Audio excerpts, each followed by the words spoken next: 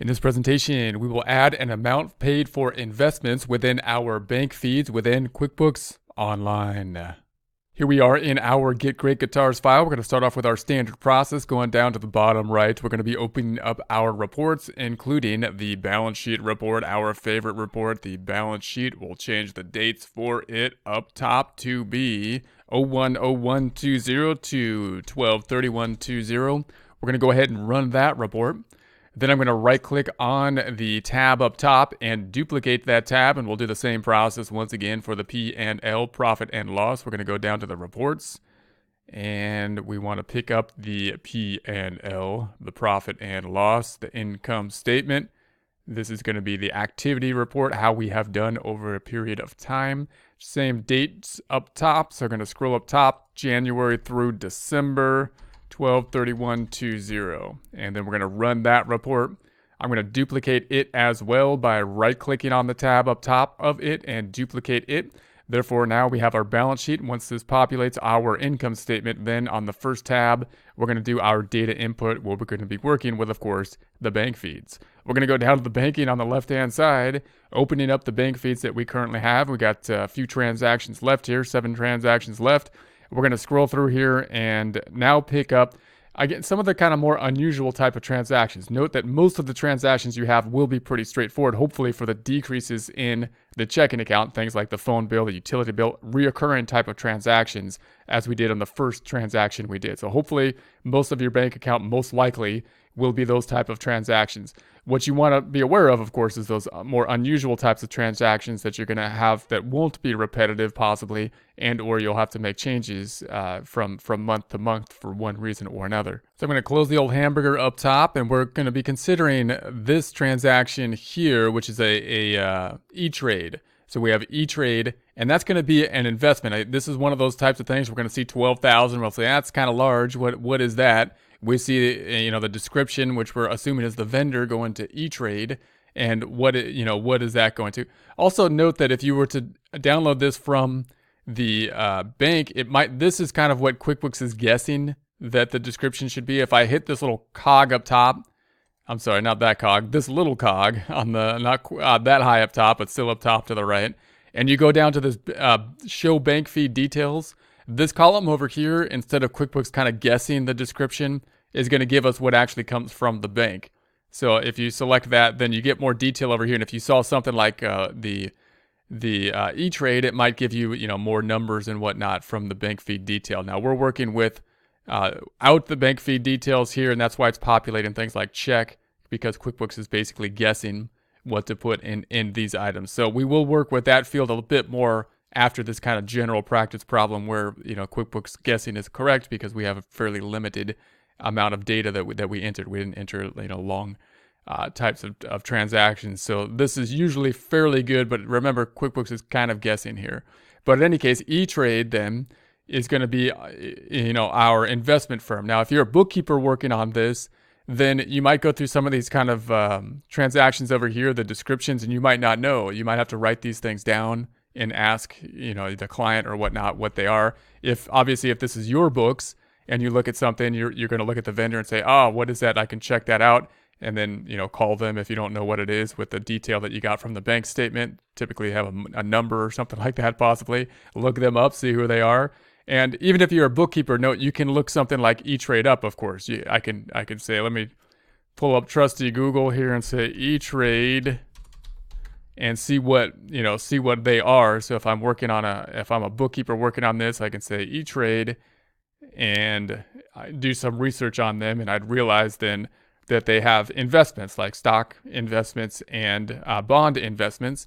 Then I would go back over here and I would assume, I wouldn't even record it yet. I would say that's probably taking money out of the checking account, putting it into possibly stocks and bonds. Write that down, jot that down, maybe record it and jot it down so you can still adjust it later once you input this into the system, and then ask the client that. So you want to go through these if you're a bookkeeper, do your best guess to see what the vendor would then relate to the account related to it, and then put all your questions down and ask the client on that. If it's your books and you have ETrade, you're going to know that's an investment trade.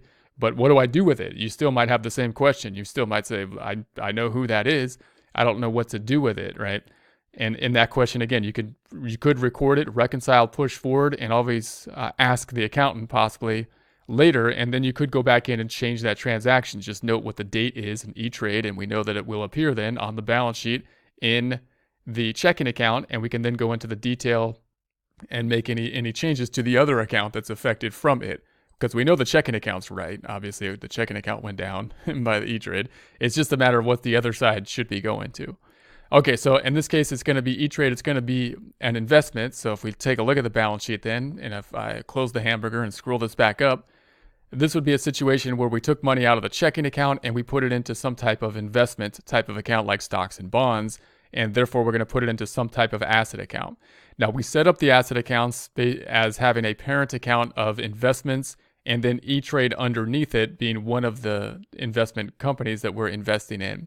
You may just set up one account called investments. The point is that it should be set up as an other current asset account, not as an expense account. This is not an expense because you're not consuming it to generate revenue. We're just taking it from one investment, one asset, and we're putting it into another asset account. We're not expensing anything. So we're going to then go back over to our detail here. I'm going to open up the ETrade. And we're going to say, now it's recording it as a record transfer. I'd rather use the add. So I'm going to go back to add on the left side. And then we have the vendor, which you could put in ETrade as the vendor, which is really kind of an investment. But anytime you pay money out, the general rule is to have ETrade. Now, if you, not ETrade, to have a vendor, if it's coming in, it would typically be, a customer, typically. So we're going to assign, I'd like to assign somebody to pretty much any type of transaction that's going out so that we could run reports by who we paid. So if you hadn't set it up before, I already have ETrade because we worked this in the first 2 months.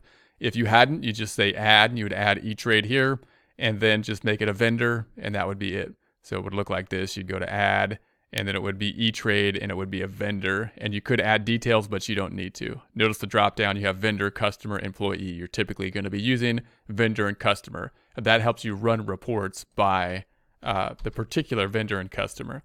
So I'm going to put ETrade, and then it's going to the category of investments and ETrade. So look at how that looks like up here. We have other current assets. It's not an expense account. That's going to be the account type. If you haven't set up this account, if you don't have an account set up for investments, then of course you could go up top and add an account as we go. The key point here is you don't need to house it under a parent account if you don't want to. But the key is that you want to make this an other current asset account. Other current asset. This item isn't as important. I would put it into investments or something, and then call it investments or something like that. You don't need the other. You can rename it here. I'm going to close this because I don't need to because we have that set up already. So I'm putting it into the point here once again is to put it into not an expense account, but the other current asset type of account, and you can make one as you go. So we want to put it into the investments. So here it is, other current assets. I'm going to put it there, and we could put a memo down below. Now, normally, if we're taking money out of the checking account and putting it into the ETrade, it probably is a pretty good bet that it's going to be some type of investment. So we could keep this rule. It's saying, hey, I'm going to put it there every time this going forward, and we may want to do that. The only reason we may not want to do that is if we have different types of investments. If I'm trying to categorize my investments between stocks and bonds and that all in QuickBooks, or maybe I want to do that outside of QuickBooks as we're doing here and just put everything in investments in QuickBooks. These are all my investments in ETrade, which includes stocks, bonds, this, that, whatever, other types of stocks and this and that, which I will track outside of QuickBooks, either on ETrade, given the information directly or in some other system. So that's what we're going to do here. I'm going to say add, and let's see what it does. Let's go to our balance sheet. If we go to the balance sheet, we know that the checking account will change. There's going to be a change to the checking account. We're going to scroll back down and see what that change is. There's ETrade on 314. It's going to be an expense type, meaning it's kind of like a check, but it's reducing the checking account. There's the 12,000, and we go into the 12,000, and we'll find that expense form. Expense form means like a check that the checking account is going down. Other side then going here to this category, and it's going to be the type of account and an other current asset type of account. Closing this back out, We can see the other side then for the investment is going to, so the other side for ETrade is way up here. It's going to the split account of investments. Let's go back up top, check that out. We're going to go back to our balance sheet. It's going to be a balance sheet report, not an income statement report. Here's the investments. We're looking here in the ETrade. So going into ETrade, I'm going out of ETrade. Note that I actually put it into the parent account, not ETrade, but investments. So that's like the parent account because I was talking about putting it into just investments. Let's go make that change. I'm going to take it out of investments and I'm going to put it into ETrade. How can we do that? Well, we can use the zoom function here. Go into the investments. There's the expense. It's increasing investments. That's great, but I'd rather go into the subcategory of ETrade. Therefore, I'm going to select this item. I'm going to find the actual expense form. There it is. I'm going to change this investments to not investments, but the one right under it, ETrade, which is a sub account of the investments. So it's still an investment, but will be, in our example, in the sub account. I'm going to save and close that transaction and see what happens to it. I'm going to go back up top and go back to our balance sheet. Then we're going to see in our investments, down here we have investments. Now it's not up top, but down below in under ETrade as opposed to the investments. So now it's in the detailed account. There it is. Obviously we entered this in our prior practice problem as well. This is mirroring what we did in January. So we did that in January. We made a sale of it in February. So we're mirroring that in February, matches January. We entered another, and we had an investment of the 12,000 that we're putting into ETrade. If we go back and just also note that in when we did this in the normal system, it's basically the same. That we did it with an expense because it's basically a cash transaction. Money came out of the checking account. We recorded it at that time as an expense. Also note, don't be confused by the term expense here as the form. There's no expense involved in this transaction. No income statement account, no expense account. Just think of that expense form as like a check with no check number, like an electronic transfer possibly for QuickBooks. Going back up top, back to the balance sheet. If we go to the P&L, profit and loss, and we go ahead and refresh, I'm going to click on the URL, hit enter in order to refresh it. Closing the old hamburger up top. There should be no change here that we should have for the income statement. I'll change the date so it'll be a little more straightforward. 03/01/20 to 03/31/20. Let's make it just for the month that we're working on here.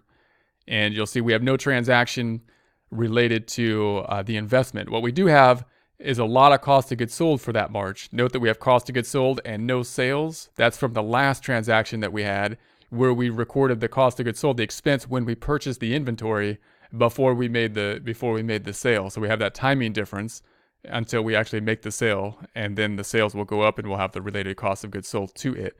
So that's kind of like the problem with the cash basis system with regards to inventory. And we'll take a look at the deposit side in future presentations for that.